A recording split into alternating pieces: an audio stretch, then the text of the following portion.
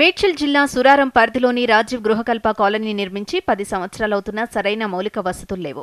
సుమారు 4600 కుటుంబాలు నివసిస్తున్న కాలనీలో డ్రైనేజ్, మంచినీరు, విద్యుత్ సౌకర్యం లేదు. వీధి దీపాలు లేకపోవడంతో ఆకతాయిలు మహిళల పట్ల అసభ్యంగా ప్రవర్తిస్తున్నారు. స్థానిక పోలీసు అధికారులకి ఫిర్యాదు చేసినా తూతూ మంత్రంగా 1-2 సార్లు పెట్రోలింగ్ నిర్వహించి చేతులు దులుపుకున్నారని స్థానికులు ఆవేదన వ్యక్తం చేస్తున్నారు. మేము ఇక్కడ రాజీవ్ గృహకల్పలో లాస్ట్ బస్ స్టాప్ దగ్గర ఉంటాం సార్. సాయంత్రం అయిందంటే ఆకతాయిలు ఎక్కువ సార్. ఆడపిల్లలు అసలు బయట తిరగడానికి ఉండదు. బీర్ బాటిల్స్ పెట్టుకుంటున్నారు, తాగుతున్నారు. మేము 2-3 సార్లు నా సొంతంగా ఫోన్ చేశాను. ఫోన్ చేస్తే పోలీసు వాళ్ళు వచ్చేసరికి బీర్ బాటిల్ అక్కడనే వదిలిపెడుతున్నారు, తాగుతున్నారు, అక్కడనే పడేస్తున్నారు, వెళ్ళిపోతున్నారు.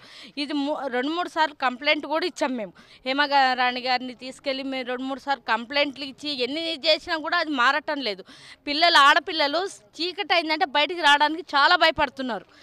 కాలనీలో ఎక్కడి నుంచైనా రావడానికి ఇప్పుడు రోడ్ ఒకటి ప్రాబ్లం చాలా ఉంది. ఆటోలోకి వెళ్ళాలంటే పిల్లలు నడుచుకుంటూ వస్తున్నారు. వచ్చేటప్పుడు వాళ్ళని బనాయించడము, పిల్లలని ఎలా మాట్లాడతారంటే ఇంకా వాళ్ళ ఇంట్లో అక్క చెల్లెళ్ళు లేరేమో అనుకున్నట్టే మాట్లాడతారు. అలా మాట్లాడుతున్నారు.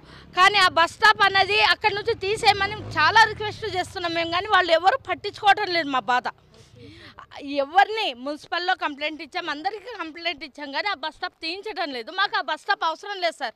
ఎందుకు బస్సులు రావటం లేదు? ఆకతాయిలకు అడ్డగా మారిపోయింది. అది పత్తాలాటకి అడ్డగా మారిపోయింది, తాగుళ్లకు అడ్డగా మారిపోయింది.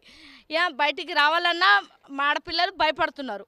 కాలనీలో డ్రైనేజీ సమస్య ప్రధానంగా ఉంది. ఒకప్పుడు కేవలం 4 అంగుళాల డ్రైనేజ్ పైప్లైన్ పెరిగిన జనాభా అవసరాలు తీర్చలేకపోతోంది. డ్రైనేజ్ బ్లాక్ అయి సమస్యగా మారుతోంది. కాలనీలో అంగన్వాడీ స్కూళ్లున్నా అవి సక్రమంగా నడవటం లేదు. ప్రభుత్వ స్కూల్ కోసం భవనం నిర్మించి 4-5 ఏళ్లు గడుస్తున్నా నిరుపయోగంగా మారింది. పలుసార్లు ఎంవీఓ అధికారి దృష్టికి తీసుకెళ్లినా స్పందన లేదని స్థానికులు అంటున్నారు.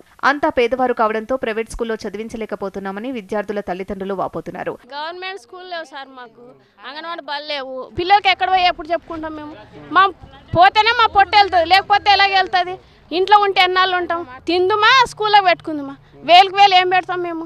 ఇక్కడ ఉన్నటువంటి 4300 కుటుంబాలకి ఒక హెల్త్ కేర్ సెంటర్ కానీ ఇక్కడ లేకపోవడం వల్ల ఇక్కడ ఉన్నటువంటి ఏదన్నా జ్వరం కానీ, ఫీవర్ కానీ, ఇట్లాంటి ఏదన్నా ఎమర్జెన్సీకి ఏదన్నా వస్తే ఎక్కడో షాపూర్ నగర్ పోవాల్సిన పరిస్థితి ఏర్పడుతుంది.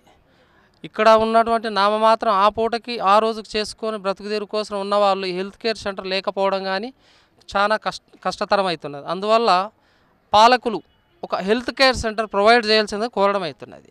కాలనీలో డ్రైనేజ్, మంచినీటి సమస్య, రోడ్లు కల్పించాలని కార్పొరేటర్ దృష్టికి తీసుకెళ్లినా నిధులు లేవని చేతులెత్తేశాడు.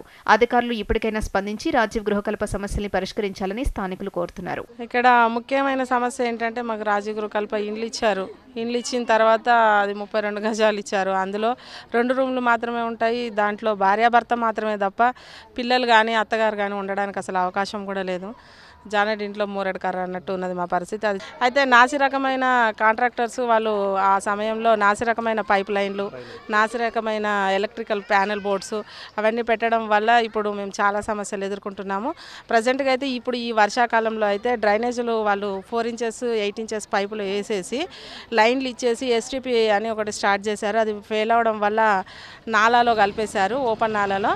అవి ఎలా ఉన్నాయంటే ఇల్లు కిందికి ఉండడము, డ్రైనేజీలు పైకి ఉండడం వల్ల అది బయటికి నెట్టేయకపోను రిటర్న్గా ఇళ్లలోకి వచ్చేసి మాకు విపరీతమైన మరుగుదొడ్ల వాసన, ఇండ్లలో కూడా డైరెక్ట్ ఇండ్లలో కూడా డ్రైనేజ్ నిండిపోవడము, దానివల్ల విపరీతంగా దోమలు, రోడ్డు మొత్తం పొల్యూషన్ అయిపోయి నడవడానికి లేకుండా పిల్లలు అసలు చంటి పిల్లలు బయటికి వచ్చే పరిస్థితి కూడా లేదు సార్.